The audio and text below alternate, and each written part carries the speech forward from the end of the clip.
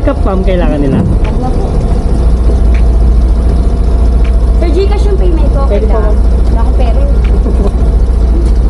Pero lalatas, no? Bongga naman ang motor mo. Kuya, baka naman maano ka niya. Wow! Gabi na po kayo na biyahe namin. Ito yung pang-12 po ako. Ha? Pang-12 talaga.